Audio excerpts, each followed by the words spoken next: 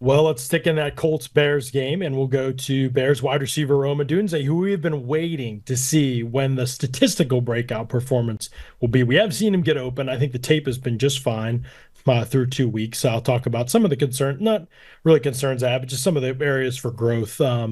But the fact that he's consistently getting open is a pretty good sign, I think, because if there was a question with Odunze that some people had, I was very high on Odunze. I had him wide receiver three. I had him, I think he was top five player for me in the class. Can't remember the exact order I had right now, but I think if there was a question for some people was, is he going to be able to separate at the next level?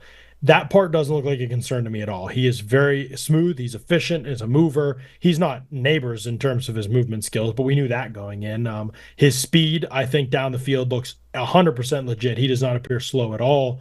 He is beating guys down the field. So I think all of that stuff from an athletic, physical perspective, he looks completely fine to me. I would say A plus in that regard. Everything you could have hoped for. So that's great because it seems like that part is going to translate to the NFL just fine in terms of how he moves. I think he just needs more urgency in all his movements. There's definitely some confusion, and this offense is not a simple one to learn as a wide receiver.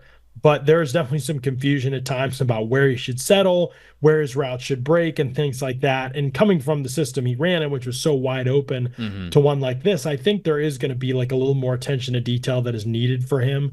So that part is still developing. There was a post he kind of just like slowed down on, and Williams threw it middle of the field, and it was middle of the field open was his read, and he kind of settled down a little bit where he shouldn't have between two defenders, and Williams almost threw a pick because of it. And so those are the attention to detail things that I think are going to just develop over time. I want to see him play with great urgency when he is not the primary target.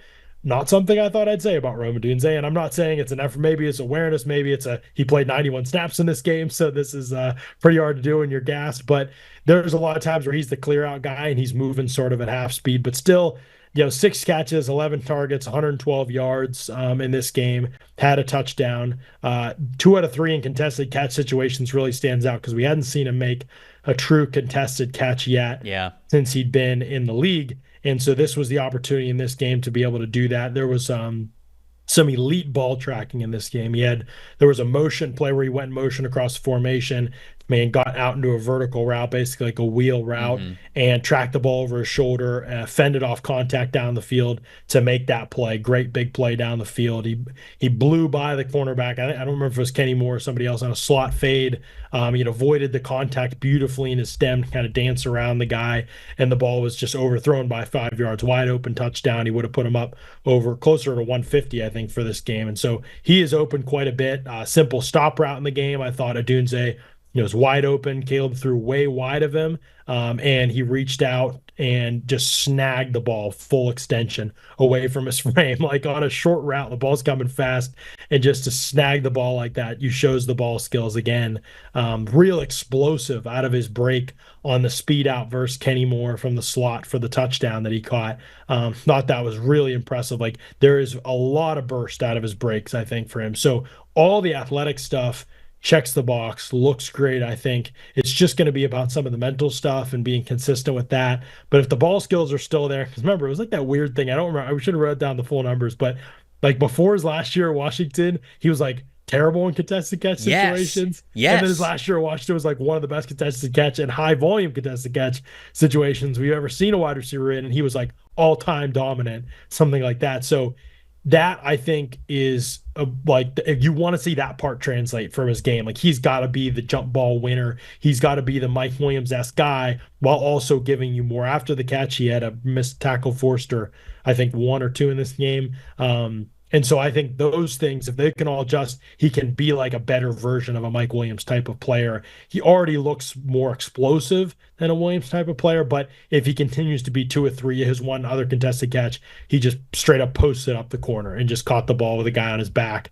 And it was just like, it was like a curl route at the sticks, and he just knew where the sticks were, broke, caught the ball, guy over his back, tossed the guy off his back, picked up the first down. And it was like, okay, yeah, we need him to play like a big boy. You know what I mean? Like he's got to play like the 6'4" big guy that he is. Yeah. And if he does that, I think the fact that he can do the little receiver things well for such a big guy is going to make him a really, really good pro. Yeah, you are basically reading off exactly what my scouting report was of him going into the 2023 college football season before the draft. And it was, okay, you have this bigger, taller receiver listed at 6'4", 215 pounds. And a lot of people were like, oh, like, look how well he moves for a big man. And it's like, okay, you are right. He obviously moves very well for a player of his size, but he also, prior to the 2023 season, he didn't give you the big guy prerequisite stuff, right? He didn't give you, you know, if you were trying to get the calculus, like, he didn't give you like the pre-algebra, algebra 1 stuff, which is the,